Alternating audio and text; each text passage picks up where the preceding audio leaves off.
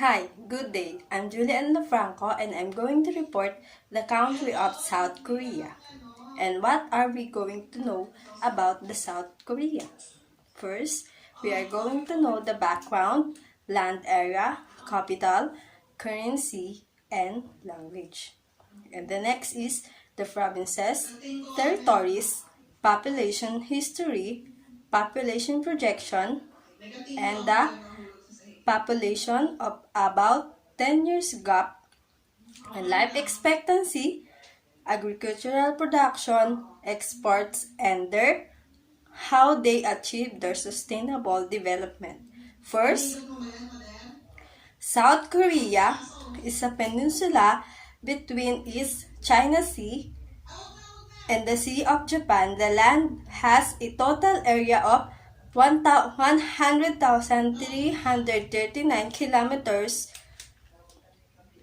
and it is total of coastline of 2,413 kilometers.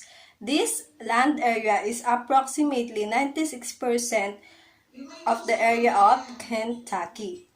And the currency of Korea is Republic Won. And the capital of Korea is Seoul. It is located on the Han River in the northwestern part of the country. And the language that they use is Korean. And next is provinces and territories. The provinces and territories that they have, first is Gyeonggi-do, Gyeongsamnam-do, Gyeongwon, Jeolbok-do, Gyeongchangnam-do, Gyeongchungbuk-do, Gyeongsangbuk-do, Gwangju, Jeonnam-do, Jeju, Jeju-do, Suwon, Hangwon Province, Changwon, North Pyongyang Province, Suncheon, South Hamgyong, Ansong, South Pyongyang, North Hwanghae Province, South Pyongyang, Andong, Chungcheong, and Jeolla. And these are the provinces that they have in South Korea. Next is their population history. Their population history, in the first official census that taken in 1949, the total population of South Korea was calculated at 20,1,888,614 people.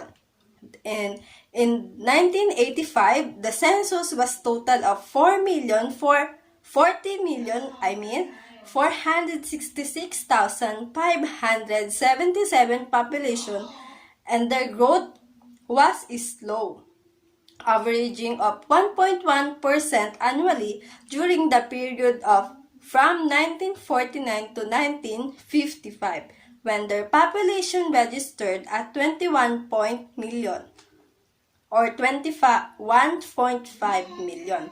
And letter D, their population projection. Their population projection in Seoul, South Korea's population is forecast to fall by 14 million over the next 5 decades due to country's low birth rate and longer life expectancy and shortage of foreign workers. And we all know that in Korea, they follow the one-child policy because their cost of living is high, so they prefer to have a one child in every family, and putting pressure on an economy that was one of the fastest growing in Asia. And we all know that Korea is one of the most fastest growing economy in Asia. So that's why their people is busy doing their jobs, and they prepare to have a one child in their family. And statistics in Korea announced this Saturday that their population estimate will drop to 50 million in 2040 and 37.7 million in 2070 from the 2020 peak of 58.8 million. The working age of population from 15 to 64 will also drop to 28.5 million in 2040 and 17.4 million in 2070, from 37.4 million in 2020. So next is the we are going to compare the population of Korea from 2016 to 2026. And now, let's go to next part. The population of Korea in 2016 is 51.22 million, and it increases in the year of 2026 with a 51.9 million population for a 10 years gap. So it means it is their calculation that in 10 years their population will grow continually. And next is their life expectancy. So we all know that Koreans are very healthy people, and they are conscious about their health. And the life expectancy from South Korea in 2022 is 83.35 years. 0.18% increase from 2021. The life expectancy for South Korea in 2021 was 83.21 years, or 0.18% increase from 2020. And the life expectancy from South Korea in 2020 was 83.6 years, 0.18 increase from 2018. So, it means na dumating yung 2020, mas nag-increase yung life expectancy ng mga South Koreans dahil mas naging health conscious sila at mas pinahalaga nila yung kanilang health. Dahil nagkaroon tayo ng pandemic, naging mas busy yung mga tao, nagkaroon ng lockdown, naging mas conscious sila sa health nila, kaya nag-increase yung kanilang life expectancy ng 0.18% from 2019 to 2020. And next is, we are going to know the agricultural production that has in South Korea. And we all know that Korea has a lot of crops that they produce from them. Other crops produced in South Korea are millet, corn, sanghun, buckwheat, soybeans, potatoes, fruits, and vegetables, which includes pear, grapes, mandarin oranges, apple, peaches, Welsh onion, Chinese cabbage, red peppers, persimmon, cabbage, peaches, and radishes.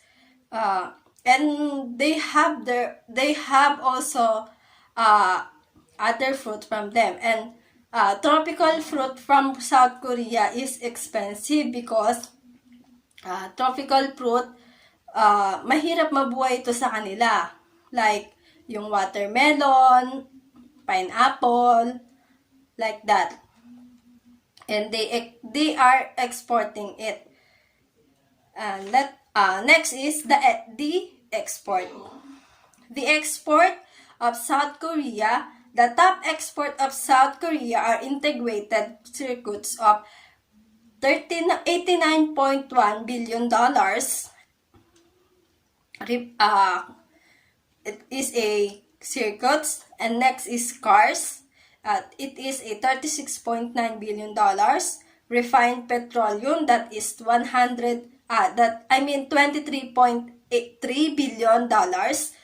Passenger and cargo ships, $17.3 billion, and vehicle parts, 16 billion, exporting mostly to China, United States, Vietnam, Hong Kong, and Japan. Because ito yung malalapit na bansa na meron na sa kanila. At dito sila nakakapag-export ng kanilang mga produkto. And then, last is, we are going to know the South Korea achieving sustainable development. How South Korea achieved sustainable development. The Republic of Korea is committed to sustainable development that started in Earth Summer during 1992, and it is a continuation of these constitution development efforts. After the summit, the government established the National Action Plan